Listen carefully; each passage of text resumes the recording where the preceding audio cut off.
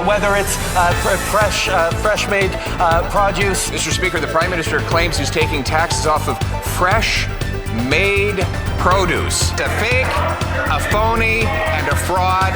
How can anyone ever believe what this sellout NDP leader says in the future?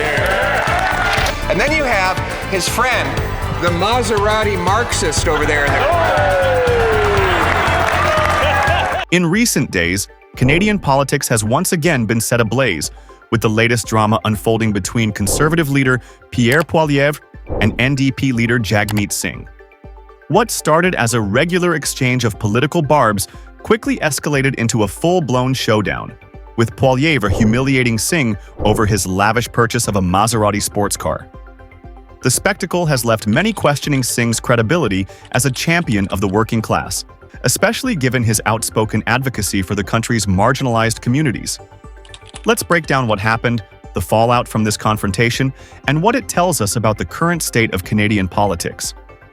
To set the stage, let's take a quick look at the political landscape. Pierre Poilievre, the leader of Canada's Conservative Party, has long been known for his fiery rhetoric and direct approach in debates. He isn't afraid to go after his political opponents, and he's made it clear that he's willing to do whatever it takes to expose what he sees as hypocrisy, particularly when it comes to the issues that matter to everyday Canadians. On the other hand, Jagmeet Singh, leader of the New Democratic Party, has built his political identity around advocating for working-class Canadians, championing causes like affordable housing, accessible healthcare, and climate action. This clash was set in motion by the revelation that Jagmeet Singh had recently purchased a Maserati, an Italian luxury sports car that can cost upwards of $100,000. Singh, whose political brand is rooted in advocating for those who struggle to make ends meet, was suddenly under the spotlight for making such an ostentatious purchase. Critics immediately pounced on the irony of the situation. How could someone who positions himself as a fighter for the working class justify such an extravagant display of wealth? Enter Pierre Poilievre. He wasted no time in seizing the opportunity to hammer Singh over the Maserati purchase. In a press conference, Poilievre mocked Singh, calling him out for his hypocrisy and suggesting that Singh's fancy car was emblematic of a larger disconnect between his political rhetoric and his personal actions. Poilievre didn't hold back, saying, "You can't be out there pretending to be the champion of the average Canadian while driving around in a $100,000 car." He went on to ask, "Does this look like someone who's struggling for the working class? Or does this look like someone who's gotten too comfortable in their position of privilege?" The response from Singh's camp was swift. Singh defended his purchase, arguing that he had earned the money through his hard work and had every right to enjoy the fruits of his labor. Singh's defenders also pointed out that the car was bought with money earned through his salary as an MP, which is public information. They argued that it was unfair to judge Singh's personal choices without acknowledging that he hadn't broken any laws or rules by making the purchase. In a tweet, Singh said, "I work hard every day for the people of this country. If I choose to enjoy the success I've earned, I will. This isn't about a car. It's about fighting for the future we deserve." Despite Singh's defense, Poilievre's attacks stuck. The optics of a high-profile politician who presents himself as an advocate for the less fortunate driving around in an elite luxury car were too much for many to ignore. Can I ask you, the Conservatives are criticizing you for driving a Maserati. Is that your car? No. And what do you make of their criticism? The Conservatives are silly. They do silly things all the time. They lie all the time. They don't care about the truth. They know that they're lying and will do it anyways. What I'm concerned is about people getting relief. What Pierre Poilievre is concerned about is playing games in the House. And one of the things that No, not at all. It's not mine at all. Public opinion quickly turned against Singh. Critics took to social media, posting photos of Singh's Maserati alongside his past statements about income inequality and the ills of capitalism.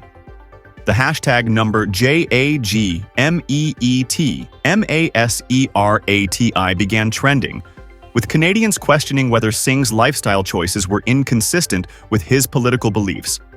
One of the key points that Poilievre and his supporters hammered home was the notion of elitism. They argued that Singh, despite his progressive policies, had become part of the political elite, a class that, in their view, was disconnected from the realities faced by ordinary Canadians.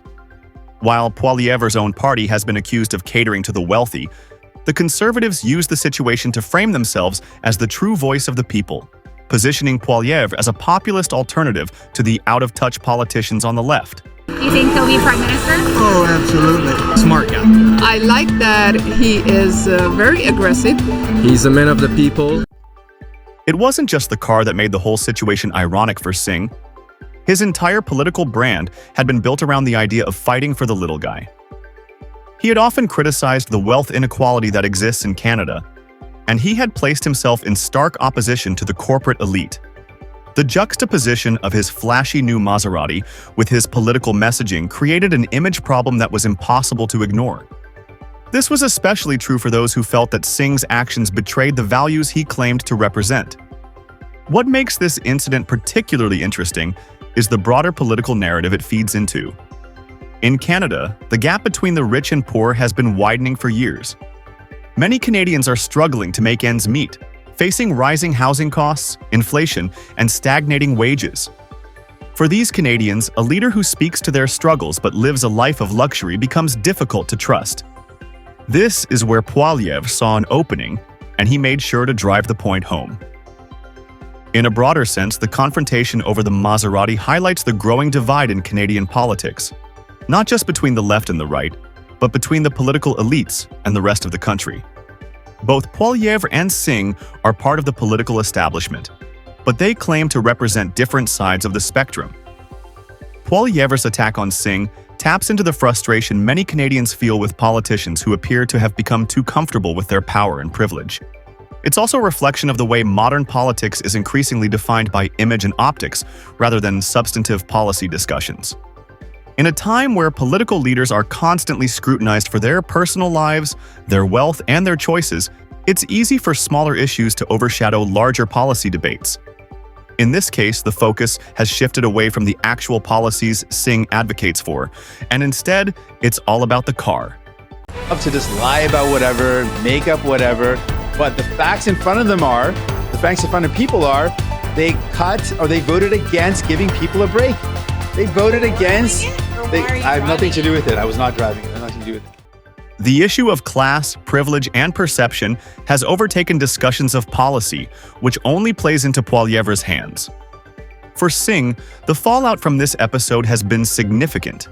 His political opponents have used it as a weapon to undermine his credibility, while some of his own supporters have voiced disappointment over the optics of his car purchase.